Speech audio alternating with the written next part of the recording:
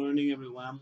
Um Today we are going to start a new strategy that is going to support to you to understand better some topic that you are going to working on the platform that we are going to using in the school. Well, according the situation that we are facing in our country, it is so difficult to be in the school in the present way. That's why we are gonna use this new strategy or this new tool that you're gonna support to you to understand better the topics. Well, this is gonna be our first class in this channel. Um, I'm I'm gonna be your English teacher, and I'm gonna doing some exercise that you are gonna help you to solve some exercise in the platform. Well, we are gonna start with the first topic in this class, and it's gonna be the present continuous. As you know in your book that you are gonna use in, or the exercise that you are gonna solve in the platform, there are some exercises about present continuous. Well, we're going to start defining what is present continuous or when we are going to use the present continuous. Present continuous is when we are talking about activities that are happening in the moment. And then present continuous, this is the structure in the affirmative way that we are going to understand, we are going to learn to understand better the exercise in the platform, as I said before. Well, the affirmative, sentences structure is this. First of all, there are some subjects. After that, we are going to use the auxiliary verb, use the verb to be. After that, we are going to use the main verb with ing. And the last part is the rest of the sentence. In Spanish is object, verb, no, subject, verb, and predicate in Spanish. But in English, the same. We are going to use subject or personal pronouns, auxiliary verb, verb to be, and the main verb with ing at the end. Okay, as I said before, we're gonna use the simple or the present continuous when we talk about activities that are happening in the moment. For example, we are gonna use subject I, you, he, she, it, we, you, and they. These one are the subjects. And we have the verb to be, that is, it's going to happen in three ways: am, are, and is. We are going to use am when we talk about the first person. We are going to use are when we talk about the plural way on the second person. And we are going to use is when we are talking about the third person, he, she, or it. In this case, I have some example that are gonna be more understandable when you are using the present continuous. For example, the first sentence is said, "I am playing chess." According what I read in your book, the book that you are using, the platform, you're gonna find some example like this. This is the first example to explain the present continuous. I am playing soccer. As you can see, we have the personal pronoun I.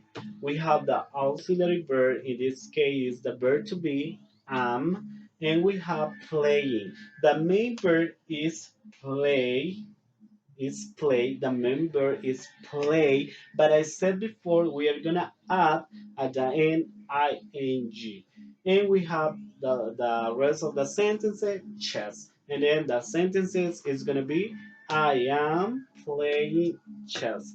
The second sentences that I have is you are washing your dog. You are washing your dog. You, the personal pronoun, or is the plural way of the verb to be, and washing, washing is the main verb with ing, and we have your dog is the rest of the sentence. But if you can see on the board, the verb wash, we are adding the ing always when we are going to use the present continuous. The third sentence that I have here is using the third person is going to change the verb to be or the weight of the verb to be. We have she and he. He is using for the boys and she is using for the girls, and that's why we are going to use this one.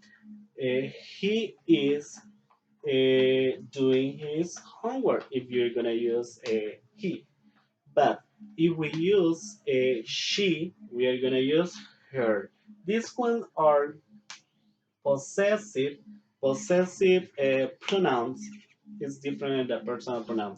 Well, in this case, we have he is doing his homework or she is doing her homework. And the last sentence that I have is you and they. We have you are reading a book or they are reading a book. It's going to be the same. It depends on the context that we are going to use the sentences. And then, as you can see, we are going to review the present continuous is using when we are talking about activities that happen in the moment. In the moment, when the person is talking, for example, in this case, right now I am explaining the topic. I am explaining the topic. Or I can see I am teaching about the present continuous. Is this a sentences or this is an activity that happened in the moment where I am talking something? And then, as I told you, we have the verbs. We are gonna add always ing at the end of the verb or the main verb. Vamos a agregar al final de cada verbo principal ing cuando hablamos acerca del presente continuo. El presente continuo lo hablamos cuando o lo usamos cuando estamos hablando de actividades que se realizan en el momento cuando se está hablando. Por ejemplo, en este caso, yo estoy enseñando acerca del presente continuo. Entonces la oración sería yo estoy enseñando. En English, I am teaching. Or I am talking about the present continuous. O estoy hablando acerca del presente continuo. I hope that you can understand about the present continuous. This is the first class that we are going to upload to this channel. Please share with your friends. Compartan nuestros videos, ya que estaremos realizando diferentes clases, estaré dándoles clases acerca de los diferentes temas que podemos aprender acerca del inglés. We start, this is for the fourth grade, este es para el cuarto grado, de acuerdo a lo que el libro nos está enseñando, el libro de cuarto grado acerca de Thumbs Up.